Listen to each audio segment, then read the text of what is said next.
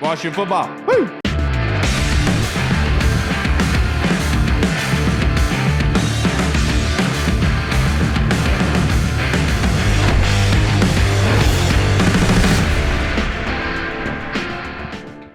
Hello, everybody, and welcome to the Burgundy Zone. I am your host, Kyle, and I'm joined by my fellow co-host, Michael Hall, but we're also joined by a very special guest, Julie Donaldson, the Senior VP of Media Content for the Washington football team. Julie, thank you so much for joining us tonight.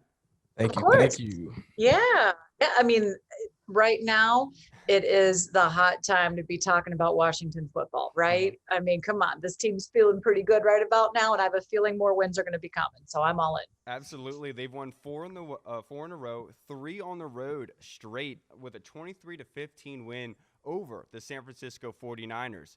So, Julie, let's hop right into it. What was the biggest takeaway from you after that game? Oh, Chase Young. Okay. I mean, it's, Mike Tomlin, I think, said it pretty well after the Steelers game. Is like, man, I don't want a dude like you because I have to lose 13, 14 games to get it. But he is that guy. He easily, and I hear analysts say this left and right, different players that I interview over multiple generations say at any one of their drafts, then or now, he could easily be that number one guy. The reason he wasn't the number one guy is because Cincinnati happened to need a quarterback and they got Joe Burrow. Otherwise, he'd have been gone. He wouldn't have been sitting there at number 2. It's nice to see the impact he's having on the team, how he's elevating the play of other guys around him, how wherever he's at, he's making a play, he's making a move. And to do it all in one game was pretty damn impressive. Yeah, and speaking of impressive, in the era of a passing offense league where all the rules just seem to be geared towards offense, this football team was able to win the game yesterday defensively without much of an input from the offense. How much of a surprise and how much does that really say about this defense? Because somebody had to put up points, right? If the offense isn't going to do it, it's nice to know that the defense can. Look, getting 2 defensive touchdowns in one game hasn't been done since like 1997, and Darrell Green was one of those. So it's just not something that you expect or see in a game. And everybody says that, basically one defensive touchdown is not just, the 6 points. Basically, it's considered 2. So we really were further ahead than we really thought. Yes, we want the offense to be able to contribute more. We need more. We have to have more. There's no way you can continue on if the offense isn't putting up numbers. But this team was built on defense. That's what we considered coming into the season was going to be the strength. At times, we even had to be patient watching them come together, though. But now you're really seeing how they're locked in, locked down. And they're excited for that. I don't think that, you have to be worried about necessarily a letdown. This team is starting to taste what it's like to get like those big plays. And I think that's also where Chase is contributing. He's not happy with just what he did in that one game. He wants to be able to do that exact performance every single game. Yeah, in the past 2 weeks, they've been wearing the white on white uniforms, Julie. The fan base absolutely loves it. The players love playing in it. Ron Rivera said that, he picked these white uniforms for big games. How was it calling games and seeing them in those white on white uniforms for you? It looks clean, doesn't it? Yes, it does. I like that Coach Rivera was saying he heard how much the players love it. And when I talked to a lot of the guys that got to wear those, they were their favorite unis, hands down. The white on white, it's sharp, it's crisp, and they like looking like that. So it's nice that he waited for a big game. In all honesty, I was a little surprised that he brought it right back out 2 games in a row. I mean, how often are we going to, go with this now? But yeah, I mean, the players love it. It's working. So we'll see if we get to see it again. Right. And throughout these 13 weeks so far, there's been a lot of players that have stepped up, a lot of unsung heroes. Who's someone that you've been most impressed with, offensive or defensive wise? All right. So a couple of my guys are coming off of defense right now. And that would be, I love Cam Curl. I love the challenge that he was tasked with, and it just seems kind of like easy peasy breezy to him. Like, okay, here you're drafted in the 7th round, not much is expected of you. We're going to put you in the Buffalo nickel position. We're only going to bring you out certain packages, and a lot of times we don't need you because we want to go with a smaller guy, so you're too big. We're not going to have you on the field. Landon Collins goes down, like, let's go bring in somebody off the street. Let's go get an Eric Reed. No. That didn't work out, and he could have taken it any ways. It's slight. He could have taken it a number of ways, but he's gone out there and he's just balled out. I think, you've seen him week in and week out lead the team in tackles. be that aggressive mindset, the stage not being too big for him. So I really like his approach as well. I love that of Cole Holcomb. I mean, he brings this certain energy, this downhill mentality that the linebacking core didn't necessarily have. They kind of sit back a little bit. He's like, nope, going straight down for it. And, I love the mullet. Somebody was asking all the players about that mullet from him, and they said he is the only guy in this locker room that could rock it, and it fits his personality perfect, which I love. On offense, I really like the growth that we've seen from Logan Thomas. Here's a guy that's career was almost over because he wasn't making it at quarterback. And somebody says, hey, let's go to tight end for you. You're athletic, you know the game, you're smart. Let's give it a go. And many people wrote him off as not being able to, be a baller at this level. And he is showing that he can, and he can grow with the role, and he's willing to do what it takes at any facet to just contribute. It doesn't have to be the sexy numbers of catching it and getting in the end zone, of which he's one of the best at for the tight end position. Some people are talking that he should be in the Pro Bowl for a tight end, and you didn't have to pay him the $14 million that you went out and you paid the other Austin Hooper that everybody was disappointed of getting. And Austin Hooper's not having the year that our Logan Thomas is. So, there are some of the standouts. Cam Sims as well. It's nice to be able to see what he's. That's my contact.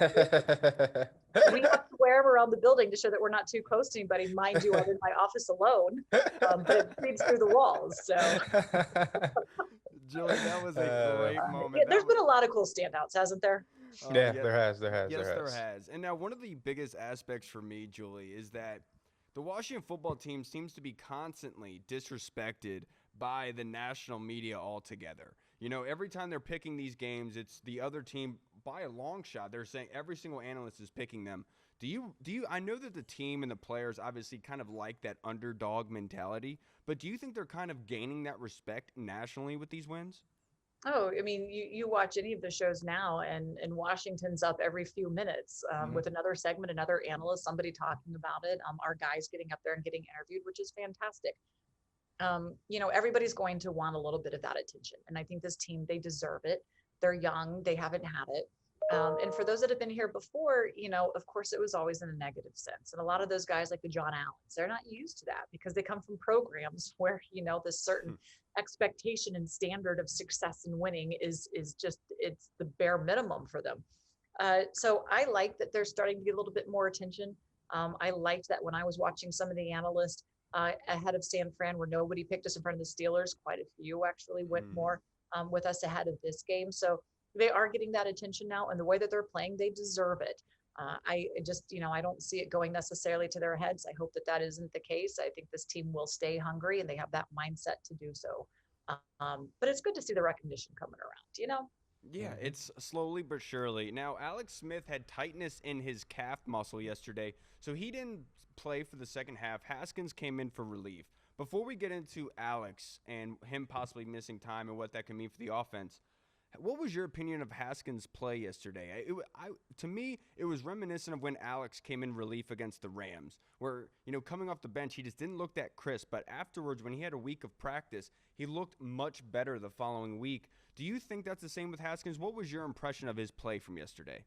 Oh yeah, he definitely looks a little rusty. I mean, he hadn't played since week 4, and he wasn't even dressing for half of those games until Kyle Allen went down. Right. So, I think there was going to be some rust. And the way that you're at in this season, there's not time for him to get any reps with the ones.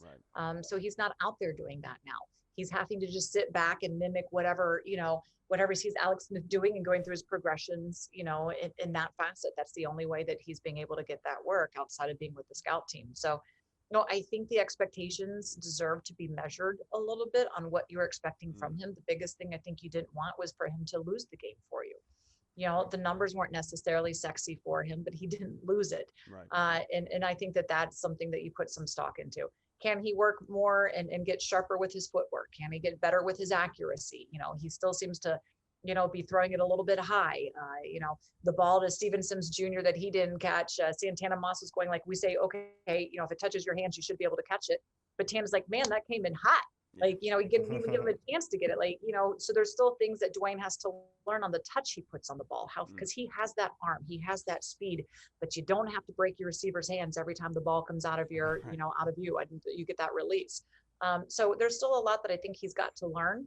And that's one of what Coach Rivera wanted to do is like, we need to be able to sit back, give him the reps, give him the practice, give him a full off season before we put him back out there again. So look, you hope Alex Smith is good to go because Alex has this offense as a top offense in the NFL when he's out there, the way that he's been running and executing it. So hopefully that soreness and the muscle cramps are just that, and he's good to go against Seattle. Absolutely. And I'm not going to ask if you think he's possibly going to be available, but my question to you is if he does miss time, what is your confidence level with this offense 1 out of 10 without Alex, with Dwayne Haskins as the starter? Do you think that they'll be okay without Alex? They'll have to be. I think what you just have to do is Scott Turner has to say, okay, what can we do with Dwayne? What are his strengths? Where can we make him comfortable? And not try to ask him to do what you're asking Alex to do. You're probably going to scale a few things back for him. And that's okay because we've also seen a lot of growth from our receivers at this point. I don't know when Antonio Gibson comes back, but that I believe is a big miss on offense as well, the way that he's really emerged. But this team around the quarterback is very different than when Dwayne played. Dwayne played the first 4 games of the season, and the offense is always going to take longer to come together. So they didn't have that preseason to get there. Those first 4 games, you could argue, were a bit like that.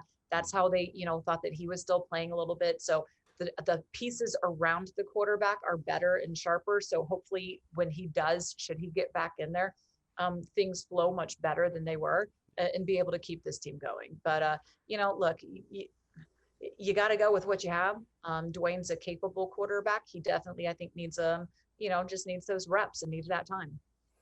Right. Now, sticking on the offensive side of the ball, you mentioned Gibson being out, and we don't know when he's going to be back. And him and Terry McLaurin have kind of been labeled those big play kind of special guys on the offense that the defense needs to prepare for. Do you think that the offense can kind of withstand what they're going through right now without getting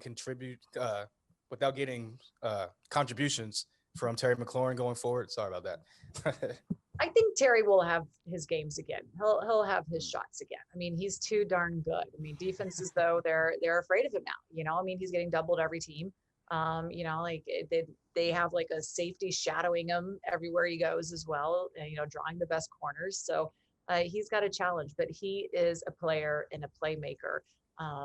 And the way that they use him, lining him up all over, he's on pace to have 100 targets and receptions, which means he just eclipsed 1,000 yards. I mean, this kid's going to keep on going. This young man, I should say. I mean, he is so mature beyond his years as well. Right. I'm excited for the future of Terry. I love his work ethic. I love him as a man. What he contributes on that field. I always ask the players, like, give me, a favorite player you love to watch, offense or defense, and they all go to Terry. It's almost like he's just somebody that electrifying. And has that ability. Like even when he went in that, was it the Cowboys game? He went and saved the touchdown on that pick, saved the pick 6. Like that effort is contagious to the other guys in the locker room. So I like what Terry can do and will do. Yeah, absolutely. And I have to ask you, because Julie, last time that we had you on, it was before the season had started, and Dwayne actually wasn't even the captain yet. So my question to you is, what is the biggest difference? If you could kind of pinpoint it for us, what is the biggest difference from then until now with this football team? They've got time together. They've learned each other. They've grown together. They know, more about each other's tendencies, where they line up and what they want and how to communicate. Again, that was time that they didn't have during the preseason. Yeah. That's time that they didn't have during the off season and underneath this new coaching regime of what's going to be expected and how they want them to go. I was talking with John Allen and we're a couple of weeks ago now, and he was like, look, we're still learning how to play with each other in this technique, in this system. So you have to be a little bit patient, but now here we are weeks beyond that, and you're starting to see them be kind of like pick that up. And once they get it, then it starts settling in and they can say, okay, that's was the reasoning behind it. And they're having fun doing it. Because they're seeing that work and things that they didn't understand before, or things they got frustrated before, and learning the new techniques or wherever, they were paying off. And, even Coach Rivera today was saying, like, it's an off day. 37 guys were in there working out. Over 20 guys were getting, worked on their bodies. And there's not that many injured, but they want to make sure that they're ready to go and they're anxious to go. The parking lot was full. And I kept thinking, like, I thought they weren't allowed to be here. They wanted to be. And I think that's the big difference is they're coming together as a team. We're finding the character. We're finding their identity at this point. Yeah, and look, everyone's going to point to the obvious with Cam Curl and Chase Young being the players of the game. Is there an underrated hero of the game in your opinion? Underrated hero. I mean, I don't know. I mean, I think the big hero is Alex Smith. That's easy. So Right. that's not necessarily underrated. Mhm. I mean, Gibson coming in. I don't know. I mean, I kind of gave you some of the guys that I thought Right. have stood up and kind of surprised me, or that I'm liking seeing the performance of them. So maybe it's just the way that this coaching staff is bringing them together. Yeah, everyone is contributing. You're absolutely right Yeah. about that. And one of the quotes from Ron Rivera in his victory speech yesterday to the team was be professional. And I wanted to ask your opinion on what you think that means that Ron Rivera is trying to say to the team. Don't get too far ahead of yourself. Mm. Don't go get cocky. Don't go get lazy. Don't think that you've achieved or accomplished anything at this point. Go about your business in that manner. That the eyes are on you now. People are going to be watching and paying attention now, and so you have to be professional in how you approach everything. And I think that that's just a good mindset to always have. But this team is finding new success, and again, they're getting that attention from the national media. Don't give them a reasons to say you slacked off at your job just because you had a great game or you had a couple great games. Go out there and do it again. Yeah, right now, Julie, the Washington football team is number one in the NFC East, Woo! sitting at 6-7. Yeah, yeah. How far do you think that this team can go? Oh, we're going to the postseason. I mean, that's good. We're controlling our own destiny. We're heading right there. Coach Rivera will be, coach of the year. Um, Alex Smith is comeback player of the year. Thank you. Yeah, well, look, this team does have a legit chance of getting that postseason berth. And there are times where we thought that was wild and crazy, and even maybe asinine to think that that could be a reality. But here it is, and the way that they're playing, they might deserve to be there. And so I think that our season might be extended a little bit. Absolutely, Julie. I really do appreciate you taking the time out of your very busy day to be able to Yes. join us in this pod, to be able to give us your thoughts, because I really do appreciate it. I know how busy you are, and I love hearing you call the games. It's been a lot of fun this season to be able to watch them, and hopefully we can go 5 straight going into Seattle. Yes, that would be awesome. Thanks. Absolutely, Julie. You have a Yes. great night. Thank you. Yes. Thank you for being on. Thank you. All right, everybody. We were joined by none other than the great Julie Donaldson, the senior VP for the Washington football team of the media. Hall, let me get your thoughts on this. What were you thinking when the Washington football team was down by 7-0? What was going through your mind? Were you calm, like, okay, this is just going to go the way it has been going all season long, or were you kind of panicking a bit?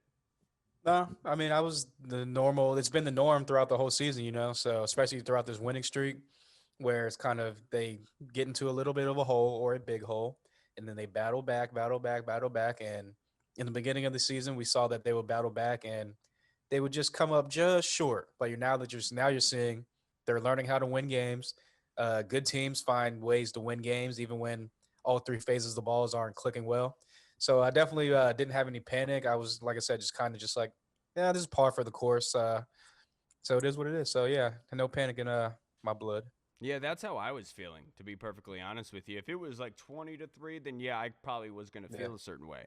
But then being down 7-0 and then 7-3 and then 7-6, as it got closer to halftime, I was thinking to myself, I was like, man, I feel a lot better about this game right now. I mean, even with because all season long at halftime, they've typically been down. But for this game in particular, they were up 13-7 at the half. Sitting here thinking, man, they're playing with house money now. Yeah, Like, yeah. they have to lose this game, and the way the defense is playing, I'm not sure if that's going to happen. I was completely blown away by the defensive performance yesterday. I don't know about you, but I don't know which one was better, the Cam Curl interception return or the Chase Young's. Which one was better? Man, I'm gonna have to go with the Chase Young touchdown just because everyone's been clamoring all season for that breakout game by Chase Young, Yes, and sir. obviously this was the best one to do it against because it was against Kyle Shanahan. Mm-hmm. Everyone knows the disdain that he has for Dan Snyder and this organization, even though he says that he doesn't Yeah, anymore. I But love seeing him pout on the sideline yeah, after that pick six exactly. from Cam Curl when he had his hands on his knees. Like, yes, that's the image I was looking for, baby. So glorious. But nah, just like all the I mean, you go back to that Giants game where Antonio Gibson had the fumble from behind, and it was like the Three Stooges or the 10 Stooges, 11 Stooges, where no one could jump on the football. Right. It's popping out of everywhere. It's like a cartoon, like football game. So for him to be able to scoop it up, grab it and then outrun Nick. Well, he didn't really outrun Nick Mullins, but there was a great block by Smith Williams Yeah, it to was. kind of hold on to Nick Mullins, get him out the way. But yeah, definitely the scoop and score by Chase, just because, like I said, how many times this season have we seen the defensive lineman or anyone on the defense try to scoop it up and score, and they just bloop bloop bloop bloop, balls bouncing everywhere. Yeah. No, I think Jeremy Sprinkle knows that all too yeah, well, sir. yeah, Yeah, all too well. No, but in all seriousness, Deron Payne, after forcing that fumble on the Chase Young return for a touchdown, he actually was running and blocking for Alex yeah. Smith, him and Montez, and they were stride for stride going with Trent Williams and making sure Trent was blocked. And Chris Bryant actually said on Twitter, I thought it was hilarious. He said, they weren't gonna let that boy catch him. There was no way they were gonna let him get up to their boy. And I thought that was a huge part in the game. Is that not only are these guys trying to get sacks, trying to get these great numbers, they're playing for themselves. Like they're helping each other out. They're blocking for one another, and they love it. And I just love this team right now. The way that they're playing as one, you cannot argue against it. Now, Hall, let's go to our game beers. And as we always do after these games, we give out the game beers to players that we think deserve to kick their feet up on the couch, enjoy a beer, and enjoy their night because they balled the hell out. Who's getting your game beer? I know that we're going to say the normal Chase Young, Cam Curl, but give me someone interesting. No, yeah. I mean, I'm not gonna go the easy, the low bearing fruit, because obviously those guys stood out and they jumped off the screen if you were watching all 4 quarters of that game. But I'm gonna go with someone else that did jump off the screen. Never really gets talked about a lot and gets a lot of flack for no reason though. And I'm gonna go with Deron Payne. You mentioned Mm. it. He had the sack on Nick Mullins, which led to the scoop and score by Chase. If you watched throughout the whole game in the run game, he was throwing dudes to the side, getting tackles for losses. You mentioned he was running downfield, blocking on the turnover. So yeah, I mean, just he had an all around great game. That whole front four had a great game, but Deron Payne definitely stood out to me. And you can kick your feet back in your nice, probably comfy recliner you have in your man cave at your crib and crack open a beer. Yeah, for me, my game beer is going to go to Jeremy Reeves. Shazier Everett got injured during the game. Jeremy Reeves had to step right in and be able to contribute, and he did in a big way. There was one play in particular. It was a cover 3. I think it was a 3rd and 4, possibly, and they had run a fade from the slot route. And obviously in a cover 3, that is a tight window for the safety. And Jeremy Reeves bulleted to the football, dove, and was able to swat the ball away to force the punt. Jeremy, you deserve a game beer. You came off the bench. You balled. You did exactly what we needed you to. And you continue to ball out every time there's an opportunity given to you. Jeremy Reeves, enjoy the game beer, sir. You absolutely deserved it. Now, one of the biggest things to me that I have to talk about today is the offense and how we think that that's going to go, because that was a putrid performance yesterday. I know the 49ers defense is good. They're very good. But like you just said, that was stinky. That was stinky what they came out with yesterday. Do you think that this was what I alluded to with Julie, saying that it reminded me of Alex Smith coming off the bench against the Rams, where just the offense looked horrendous? Do you think that's the same type of thing here? If Dwayne gets a full week of preparation, that he'll probably look a lot better? I would hope so. I mean, he's been sitting on the sidelines, like Julie alluded to. You could kind of see the growth in his maturity. Even after the game in his press conference, you can kind of see like he was humble. He had like a real humble tone in his voice, and just talking about all of the adversity he's gone through. He said that it's been like the most adverse time in his life that he's ever gone through. So I definitely think that mentally he'll be prepared. I hope that he's been watching Alex Smith, preparing like Alex Smith, and kind of seeing what it takes to be an NFL starter. And obviously, like you said, coming in off the bench like that in a pressure situation where it's kind of like, the game is kind of like on your shoulders, where it's like, don't lose it for us. Don't try to win it for us because we're already up, but don't lose it. And that's more pressure than I feel like going out there and be like, win this game for us. You know what I'm saying? Yeah. So, yeah, I definitely think, I'm not going to say definitely. I hope that these past, what are we in, week 14, these past like 8, 9, 10 weeks, whatever it's been, I hope that he's learned how to study, how to prepare. And I hope that if he does have to be the starter next week against Seattle, I hope that he's ready. Yeah, and speaking of Seattle with their wide receivers, let's head on to our fan questions of the day, because we have a lot and they're really, really good ones. Let's start with Tony Shivers, Tony the Tiger. Thank you, Tony. Appreciate your question, sir, as always. With Steven Sims continuing to underwhelm, Do you think someone like Isaiah Wright or AGG will get more control of his snaps? I don't know about AGG because he's kind of that big body, tall, like outside receiver. I don't know if he's really ready to line up in the slot and kind of play that slot wide receiver role yet. But we've seen Isaiah Wright step in whenever Steve Sims had the turf toe. He was kind of making a couple plays here and there. You've seen a couple catches throughout the season where he's made a couple plays, couple nice little like yards after the catch run, stuff like that. He's kind of the same player as Steve Sims. I don't think he's as explosive, but I definitely think that if Sims doesn't step it up and pick up his slack, then he could definitely see some targets go. I mean, you saw Robert Foster get in the game this week as well. That was very surprising. Yeah, that just goes to show you that the belief in Sims is kind of diminishing. Yeah, slowly but surely. And Ron actually talked about in a presser last week about how good AGG looked in the scout team and how smooth he was looking. So he might be back sooner rather than later. And before he went on IR, he was used heavily as the pre-snap motion kind of runner and wide receiver on the end arounds. So I could very easily see AGG being the one taking those snaps away from Steven Sims. The only question is, how healthy is he? Is coach being legit in saying that AGG has looked really good? And if that's the case, then yeah, if they call him up this week, then I do think that he'll take the lion's share away from him without a doubt. Now let's move on to our next fan question from Sean, Florida Skins fan for life.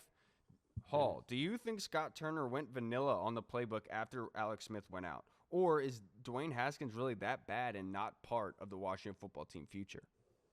No, I think it was more of a vanilla approach. Like I said, we were already up at that point. The defense was playing out of their minds at that point. They're pretty much – I know the offense had put up a couple points on the San Francisco's offense and put up a couple points, and that's how they got back into the game.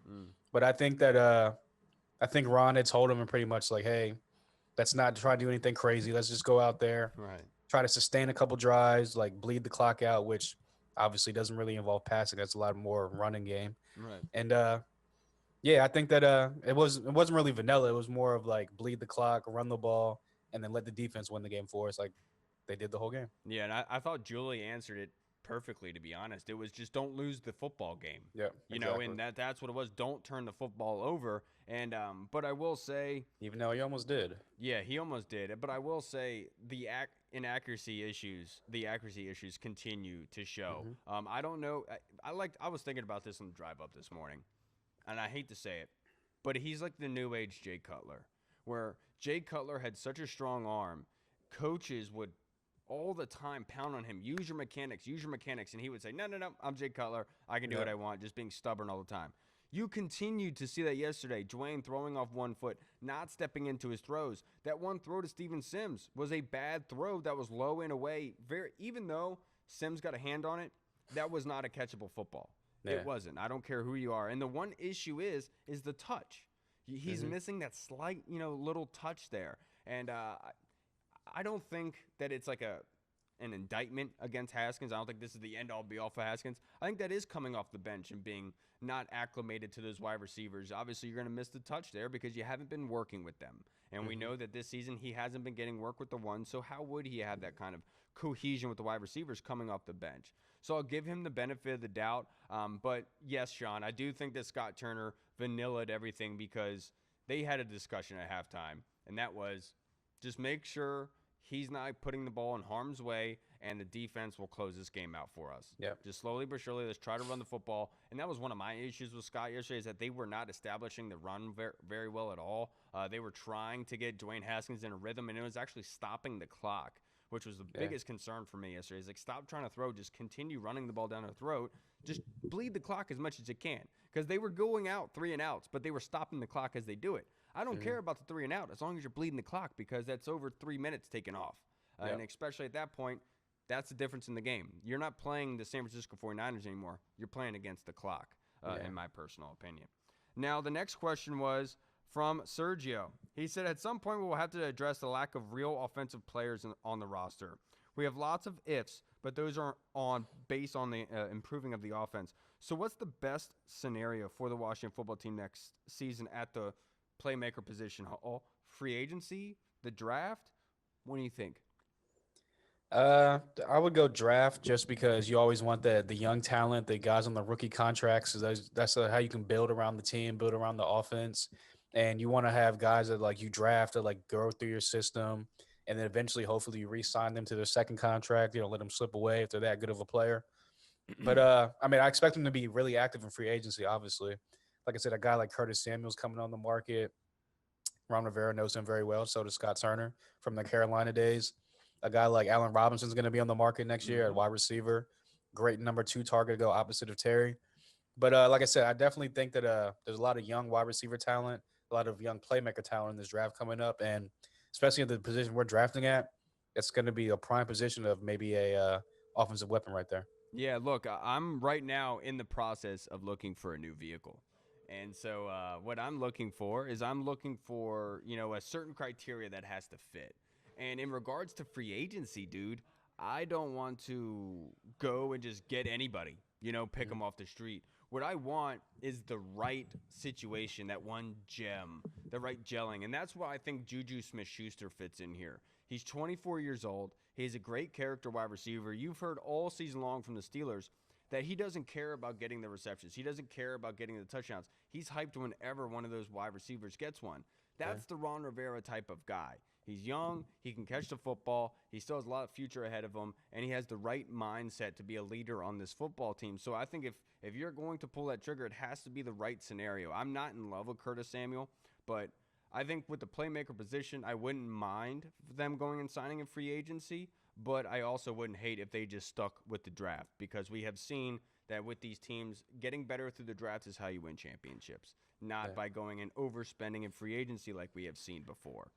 You know what I mean? So that was by Sergio Martin, by the way. Thank you, Sergio, over in Spain with the great question. Thank you, sir. Now, Sharp Eye Washington, Archangel wants to know, what about Landon Collins after next season? The team has a potential out after 2022 that will result in a $9 million cap hit. Curl can play free, and Reeves and Everett can play strong. What do you think, Hall? Yeah, I mean, he has a pretty big contract. Obviously, this coaching staff was not the one that signed him in free agency. It was like the Bruce Allen regime and people, front office people. But I definitely think that after 2022, they'll probably be out of the contract, take the little $9 million hit. Guys like Cameron Curl have stepped up. Hopefully, we're going to retain Kyle Smith, and he'll be the GM going forward, and he'll continue to kind of get those gem like fourth, fifth, sixth, seventh round players out of the draft that can step in right there and become either role players or starters. So I definitely think Cam Curl and X safety is going to be the guys going forward as opposed to Landon Collins after 22. Yeah, and it's unfortunate. It's just bad timing, wrong Yeah. place, wrong time, and it's guys taking their opportunities and taking advantage of it. Yep. That was obvious by what happened with Cam Curl. Nobody was really expecting this from Cam in the offseason, and luckily Landon Collins, I hate to say that, but gets injured, and Cam Curl comes in and really turns some heads. Yep. So if I'm the coaching staff, why wouldn't I go the cheaper route and go to the draft and be able to take away that $9 million? I think you're absolutely right, Sharp Eye Washington. I do think that Landon Collins is probably going to be off the roster by 2022. I'm not gonna lie to you, dude. I'm not gonna puff it up. Yeah, I What I mean, mean? look, the only way if he has what does he have? An Achilles injury, right? Mm-hmm. Yeah, so I mean, dudes usually don't come back the No. same after Achilles injuries, especially in a contact sport like football. Mm-hmm. And with the way he was playing before the injury, it kind of makes him be like, you know what, maybe we should just move on anyway. Right.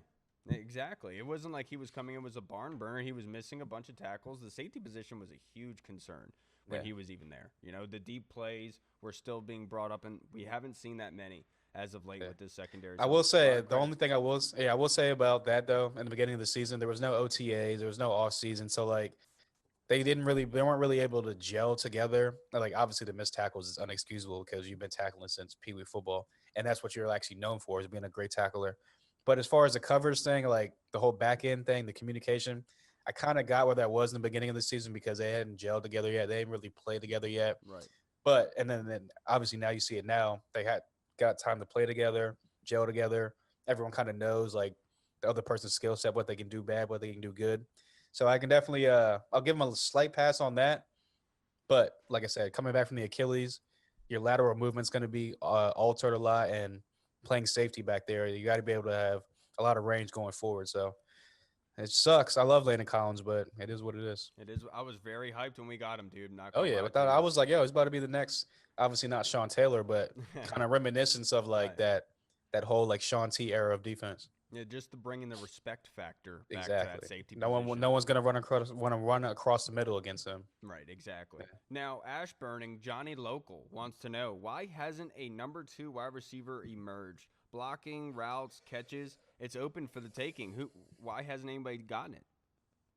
I mean, that's what it was. Obviously, coming into the season, a lot of people were down on this wide receiver room and these playmakers because outside of Terry McLaurin, it was kind of who's that next guy.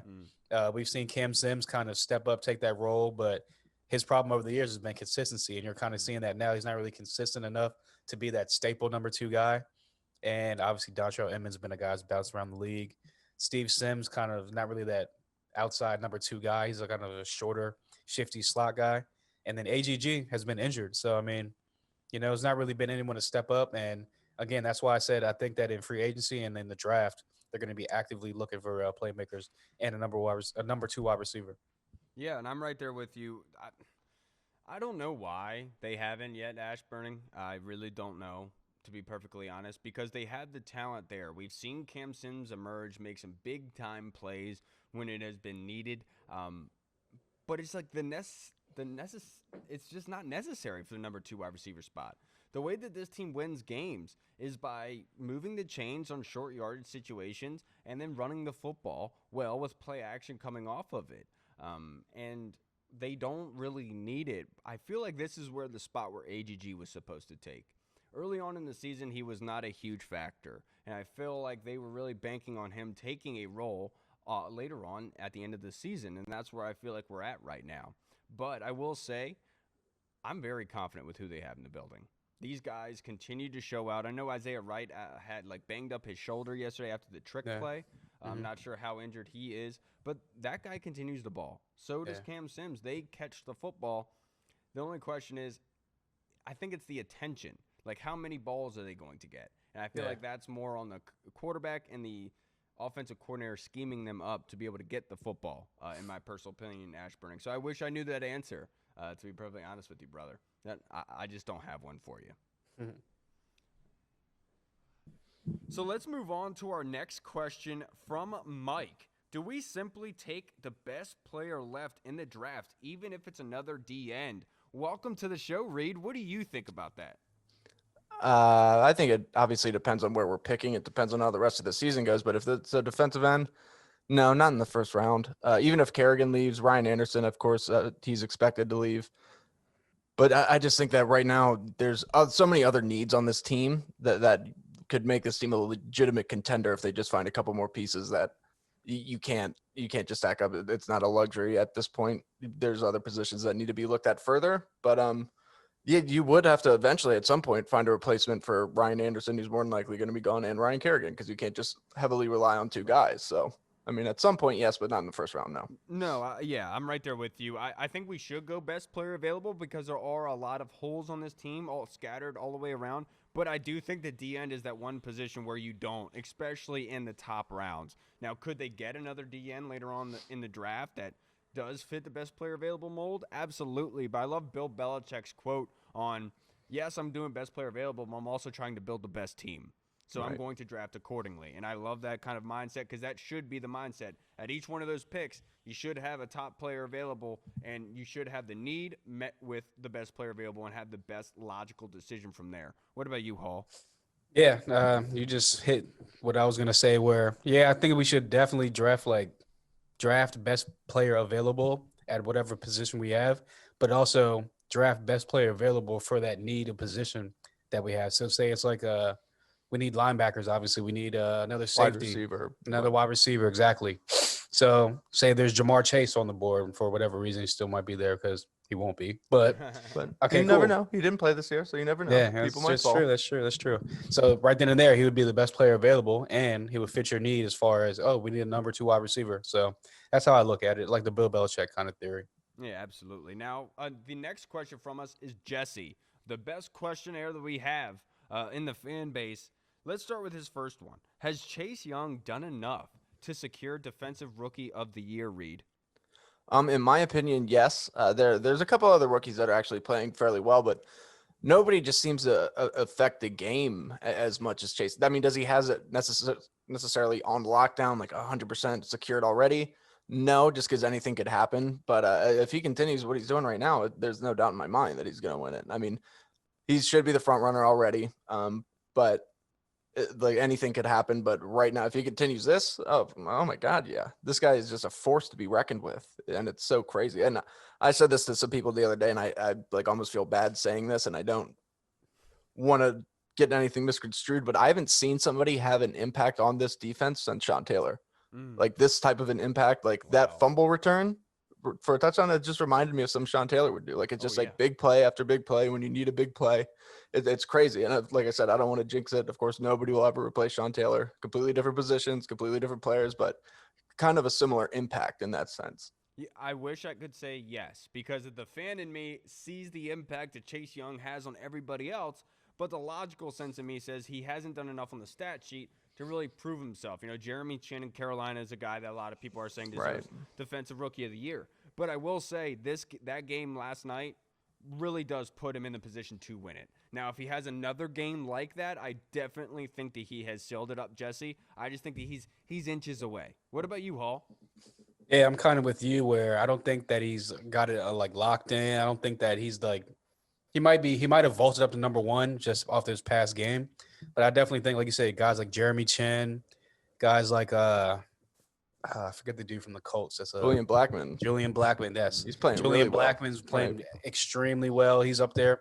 So I definitely think it's down to those three guys. And if Chase Young continues to play like he did against San Francisco or even against the Steelers on that upward trend, he'll definitely get it. And there's also the safety in Cincinnati. I forget his last name. Yeah.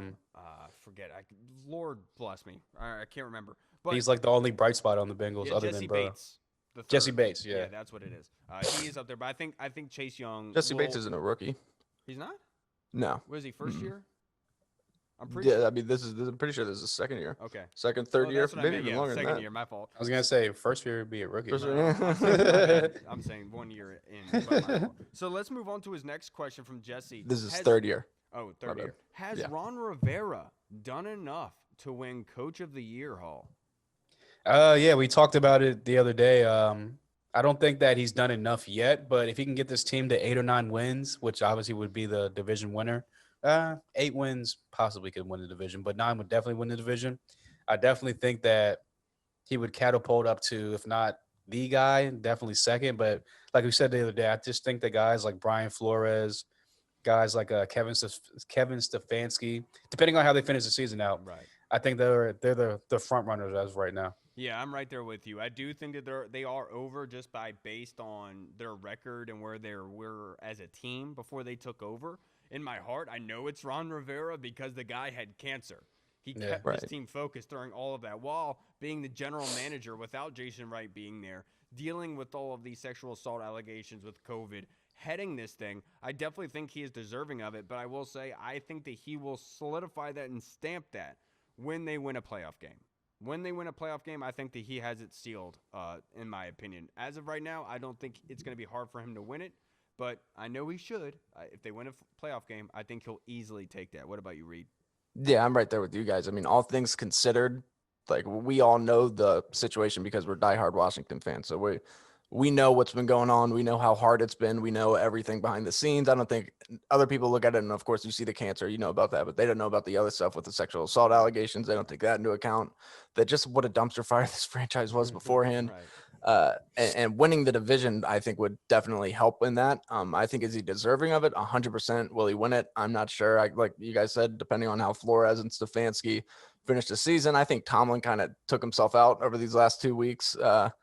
As much as that sucks, as great of a coach as he is, as of right now, I think it's between Stefanski, Flores, and Rivera. And if Ron Rivera wins the division and those other guys struggle a little bit, I could 100% see it being Ron. Yeah. Regardless, I think he's deserving of it. Also, on top of that, those other 2 teams, the Browns and the Dolphins, obviously great turnaround jobs, great coaching jobs of both of them guys. But if we win the division, we'd be the only division winners that have turned around. Right. Out of those 3 guys that turned around a whole dumpster fire team in Oregon. Granted, it's a terrible division. Hey, but we've been playing the best over the past 4 weeks. 100%. Oh, yeah. I best agree. record in the NFL division-wise over the past 4 weeks. Right. And I 100% agree. But finishing at 9-7 and winning a division, that's going to be, it's a little tough to. Yeah. And in yesterday's game, Alex Smith did not play in the second half due to that calf being tightened, and they didn't want to risk it, right? So they put Haskins out there. So Jesse's next question is, how concerning is the Alex Smith injury, Reed? Me personally, I'm very concerned just because I'm worried about that the entire time I watched him play. And he just didn't look right early on in the game. He wasn't getting any zip behind any of his balls. You could just tell it didn't look like Alex Smith. Yeah, very inaccurate. And there was nothing behind any of his throws. It was very concerning. They don't seem to be terribly concerned. At least they're not putting that out there in the media. So maybe it's a good thing. Hopefully it's just one of those things where it's just this guy. I mean, the guy hasn't played football in 2 years. I mean, every once in a while, something like that happens, especially after a major injury. It's going to be tight. And hopefully it's something that he can move past and that he can work through. But I'm kind of worried about it right now just because I feel like something like that would happen. But at the same time, Dwayne didn't play terrible. He didn't play good. He didn't play great, but he didn't play bad. So I'm not terribly worried about that with our defense playing the way it is. But about Alex Smith, yeah, I'm pretty worried. No, I'm not that concerned, Jesse, to be perfectly honest with you. I feel like Ron Rivera would never say it, but I feel like they knew they had that game, that was going to be a defensive-minded exit for that football game, and the way they were going to win it was defense, not by offense. And then they didn't want to put Alex out there possibly hemorrhaging the end of the season. So what they said is just chill out. And this guy is coming off of a broken leg. He was squirting blood onto his cleat the week before. I don't think that this is very concerning. I think they were just being safe with it. I'm not concerned by it. I think Alex will play through it, and he'll be okay.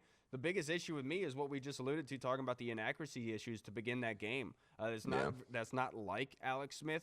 He was very jumpy. He wasn't decisive with the football. There was a one check down he had to J.D. McKissick that he could have easily gone, but he pumped it.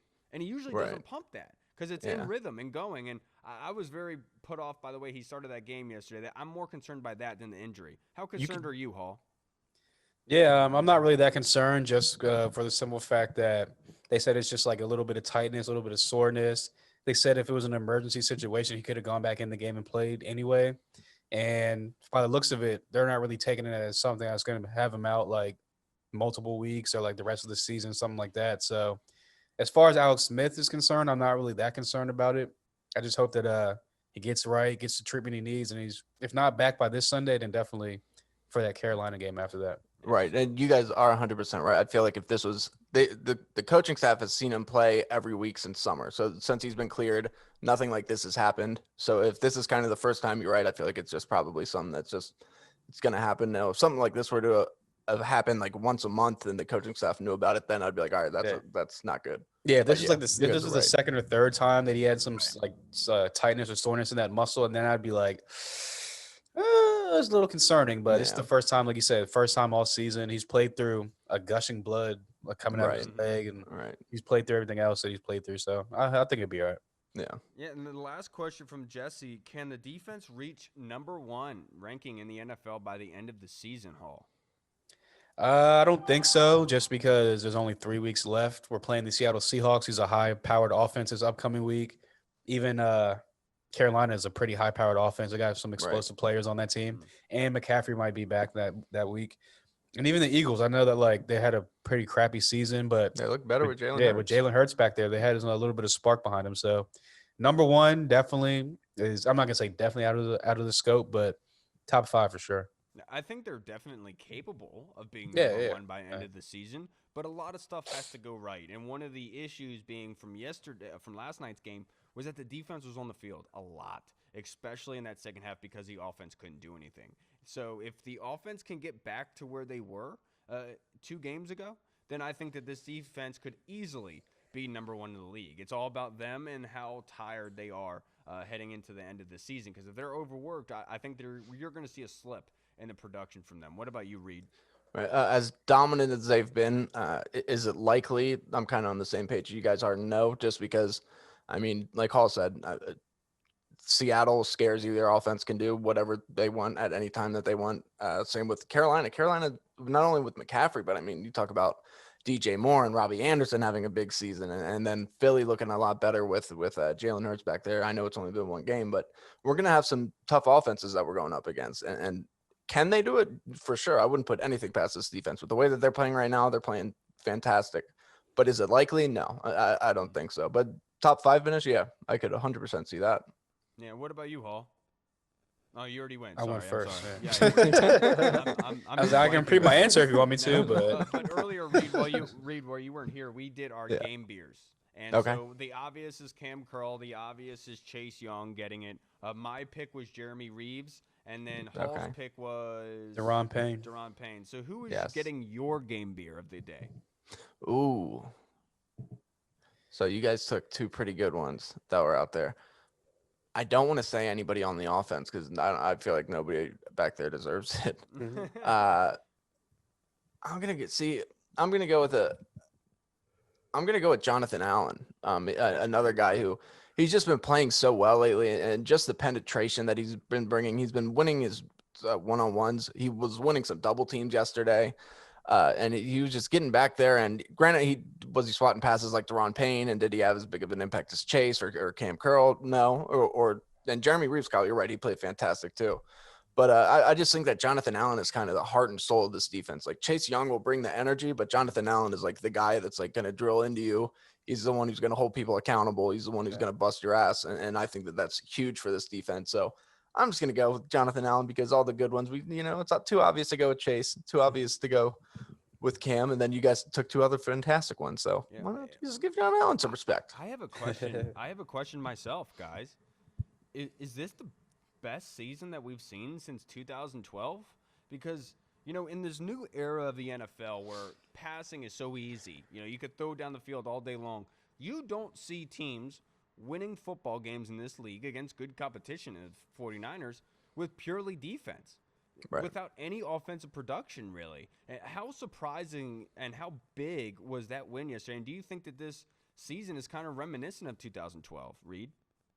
Yeah, that's the thing. I don't want to say that because I feel like I don't want to jinx us, but it's kind of got that feeling where it's like now we're kind of rolling, we're kind of getting hot at the right moment, and this defense has just been unbelievable. Now I know I saw Nick Aldridge point out earlier today. He's like, guys, don't get too excited. Like it looks really good right now, but when you see some of the rankings, I'm going to get a lot of stuff from Washington fans. But I don't know, this defense it feels so unique and energetic, and like they can just take over a game at any time. And that's something that we really haven't seen here in a very long time. And I think as long as you got the right formula on offense and you can do enough to maybe put up a touchdown or 2 each game and your defense keeps doing what they're doing, yeah, you can win. But I do think that they've also beaten some teams that were overrated or some bad teams. You think about the Bengals, the Cowboys, and then the Steelers, who were good, but they hadn't necessarily played anybody with it. They're still a playoff team, still a very good team. And then, of course, the banged up 49ers. So I don't know. It's tough. It's tough. I could see it going both ways, but I got a good feeling about this team. I do. Yeah, I'm right there with you, dude, because this team is just doing these wins in these ridiculous fashions. It's absolutely insane. Seeing them blocking for one another on these house calls is absolutely crazy to me. How much energy that they're bringing, dude. I was texting with my father-in-law last night, and he said, I don't want to overdo myself. I don't want to get overly excited about it because it's Washington football. So many times they lifted us up just to drag us down. But I told him, look, if I learned anything from 2012, enjoy the process. Yeah. That season went by so fast that I want to be able to hold on to that. So here I'm sitting here saying, I don't care how this ends, man. I'm enjoying this ride and I'm loving it. What about you, Hall? Yeah, I mean, I said a couple weeks back on a couple of episodes ago that, I think it was the Christmas Santa wish list. Yeah. And I was like, I wish that we'd be 7-7 by Christmas, which if we win this week, we get this up. That's what I'm saying. We win this week, my wish comes true. Thanks so much, Santa. Yeah, thank you, Santa. But I actually said that Hall's been good this year. I've been a good little boy. But now I was saying that it was kind of giving off the 2012 vibes as far as like ripping off win after win after win. Momentum was kind of snowballing downhill, and I honestly believe that we would have won that playoff game against Seattle back in 2012 if RG3 had not destroyed his knee completely.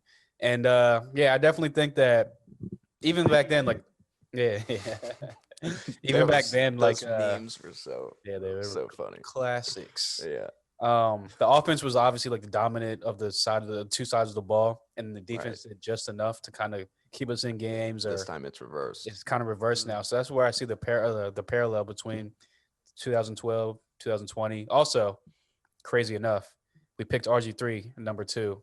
That's This true. year we picked Chase Young at number 2.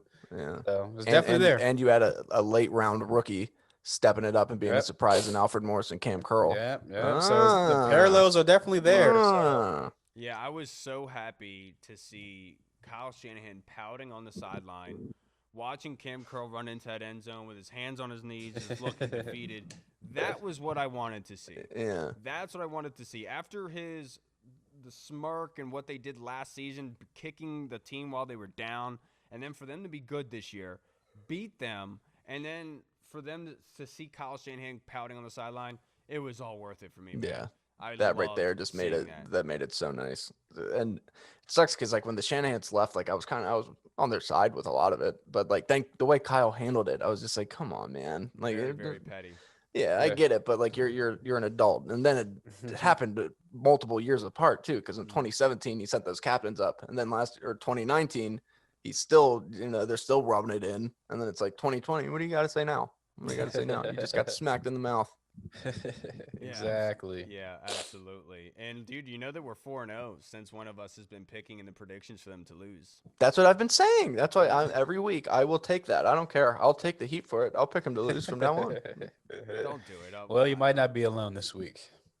Well, okay. Teaser. Well, we can only have one person do it. So if somebody else does it, then I'm gonna go the opposite way. Yeah, I'm not going to do it anymore. To be perfectly honest with you, this team is. I've said it many times. It's a team of destiny, and I feel like they are on their way to something. And I feel like Alex Smith is going to be back on this football team playing this Sunday against the Seahawks. I think they realized what was important in that game, and sending Alex back out there was not one of them. Yeah, and plus he did not look very good, and you're right. It just wasn't worth it. There's no point. Did you listen to Ron Rivera's post-game speech, by the way? Yes, I love that.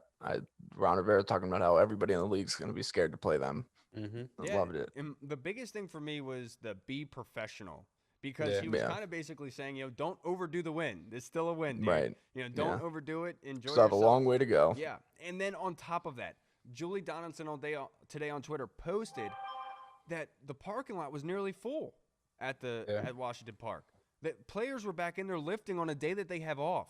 Kind of shows you the mindset and the excitement with this team, that guys are showing up for work because they're excited to go to work. It's not something you really see at Ashburn. I'm gonna be perfect. And it's crazy too, because like Jay Gruden was such like a likable coach. Like a lot of the players really liked him by all accounts, but he couldn't get players lit up like this. Like Ron's got it at a different level, and he holds players accountable, and he's hard on a lot of guys. But I think that they respect that, and they're like, okay, well, this is obviously working right now because we've been taking what he's been saying and we've been winning. Yeah. So yeah, if we want to keep winning, let's keep putting in the work. And I think Ron's just done such an amazing job that it's a shame that he probably won't get Coach of the Year, because he really does deserve it. If you think about where we were last year and where we've been for the last 5 years to this year, it's night and day. Oh yeah, without a doubt. Now, to wrap this up, Paul. I know you got to go, but like, if you could attribute, what was your feeling when the 49ers scored that second touchdown? When it went to 23-15, how worried were you, Hall? Again, not really as worried, just because the simple fact it's kind of been par for the course. We haven't been up and like lost the lead this year yet, but just for the fact that we've been down, kind of crawling back, scratching back, and then sometimes we overcome the lead or the deficit, sometimes we don't. I definitely had like hope that, not really hope, I had confidence that we were going to pull it out, just for like the simple fact that the defense was playing out of their minds. Yeah. And I know Dwayne was kind of like not really moving the ball like on the offense like we wanted to, or like we should have been. But with that being said, like I said, the defense was playing out of their minds. Chase Young, Montez Sweat, Deron Payne, one of those. I just felt like one of those, even Cam Curl. Yeah. I felt like one of those guys was going to make a huge play and pull it out for us. Yeah. Isn't it amazing how good like I don't know, maybe it doesn't get talked about enough, but how good Deron Payne and Montez Sweat are at batting down passes. I know Montez Sweat's been getting publicity for it for the last couple of weeks, but Deron Payne's been doing it for a couple of years where like he always seems to get a hand on the ball. And it's good having those two. And then Chase had a nice pass defense yesterday too. So this defensive line, just nothing surprises me with them. Yeah. And they're not even at full strength. Yeah. And Ron Rivera talked about it in his presser, how these young guys, these rookies, are bringing energy to their units and into the team, and that's what he was kind of looking for. And he said, and the funny thing is that we talked about in the preseason, this team is playing like we thought they would. We talked about in the preseason, if this defense can play to their ability, being top 5, and the quarterback position could do their best Alex Smith impersonation, they can win the games and they can win the division. And we Lord also behold, said it would take a little bit. It might take a little bit without a preseason for them to get rolling, and it has. And real fast, one more person that does deserve a game beer is Chase Roulier. Chase Roulier had a 91.7 rating yesterday from PFF. He's now the 4th highest rated center in the entire NFL. Completely underrated. Didn't allow pressure yesterday. Did a nice job run blocking. He doesn't get nearly enough praise. I know centers and like linemen outside of like left tackles, maybe like a right tackle here and there, don't get any praise whatsoever. But like literally, Chase Roulier has been like the most consistent lineman we've had over these past couple of years without and that's saying something, right? And that's saying something because Sheriff's been a Pro Bowler. Exactly. And I think injuries might have a lot to do with that, but Roulier's been fantastic. He's so underrated. Yeah, and I thought early on in that game they actually did a pretty good job of running the football. They did, right? They couldn't throw the football, but they were running the ball with ease, and that's exactly what they needed. But unfortunately, the offense was just inept yesterday. But thank goodness for Dustin Hopkins being able to knock some field goals down. I know they missed a long 55-yarder, but he knocked everything else in. Yeah. He definitely deserved it. And then Trace Tressway is the best punter in the NFL. I don't care what anyone says. I don't care what The field position battle was so bad yesterday because of the offense, but he continued to punt the ball and put them back at their 30 and their 20. The dude is just unreal. We don't deserve him. No, we don't.